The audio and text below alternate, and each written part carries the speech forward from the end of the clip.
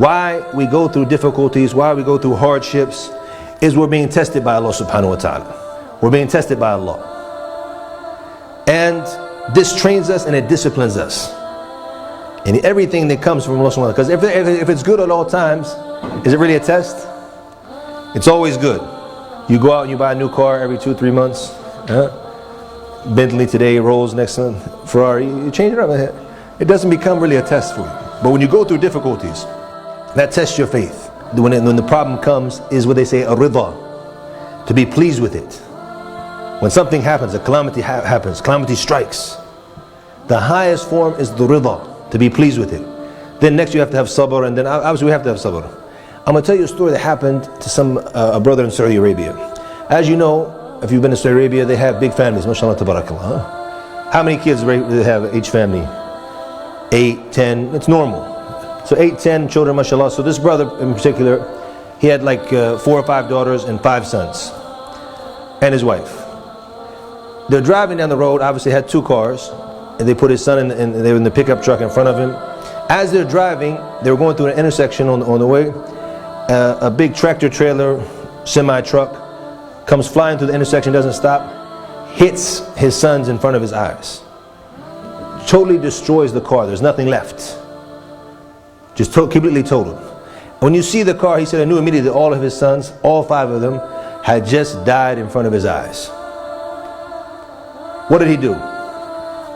So the brother stopped on the side of the road, time of patience, went out and he made sujood shukr, prostrate from Allah subhanahu wa ta'ala, being thankful. Not because he's happy his sons died, he's devastated, but he's happy with the qadr, because there's nothing you can't change it. They're gone. So he said he knows this is a super test. So he said the best way for me to get a reward for this now is to put my head down and say, Alhamdulillah, what you've chosen from Allah, I'm happy for it, even though I'm hurt, because it's natural. The Prophet ﷺ, he cried when his son died. And the people were surprised. He said this is something Allah puts in the heart of the believer, something normal. But alhamdulillah, we have to say what Allah subhanahu wa ta'ala has chosen for us. If you guys heard the story of our brother recently, the doctor Tawfique, who his children were burnt in the house and his wife was burnt in this mistaken identity case. Tragic.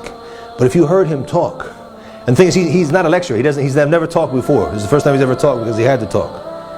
Even I was listening to it because we had a problem in our masjid in Ireland where I was in the center.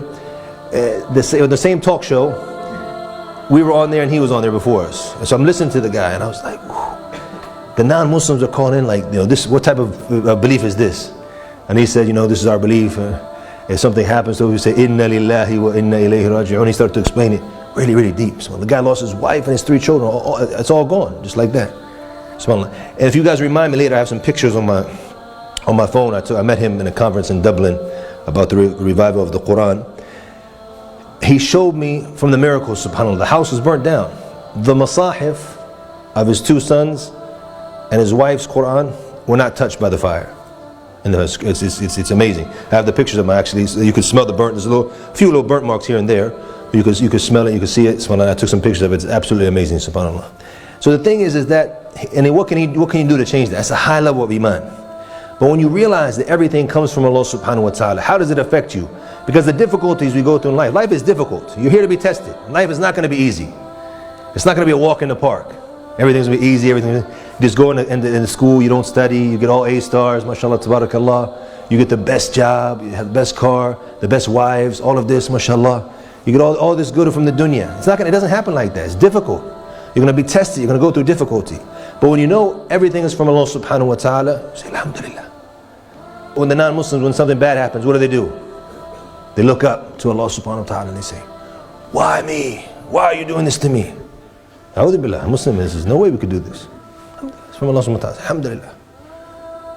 We never know where the good is. So this type of iman has a big effect, because a lot of the things when we're talking about purifying the soul, it's not just about dhikr and reading the Quran and salat and hajj and siyam and all this and everything's going to be grand. No, you're going to go through some difficulties. A lot of the problems it comes between us and purifying the soul, it's emotional stress. The stress of daily life that we're going through, we don't know how to deal with it. But when you get down your iman with the qadr, you get it down properly, alhamdulillah, it makes it all easy. Please don't forget to like us and share us on the Digital Mimbar Facebook and Twitter. Please also subscribe to the Digital Mimbar YouTube channel in the links below.